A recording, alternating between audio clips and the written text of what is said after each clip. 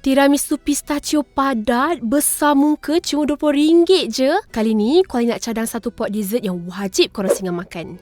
Jangan pandang sebelah mata gerai dessert yang satu ni. Tengok tiramisu pistachio dia gah sangat. Tak main cheese murah, semuanya guna mascarpone cheese tau. Sekali scoop, terasa tekstur tiramisu gebu, krim pula sangat smooth.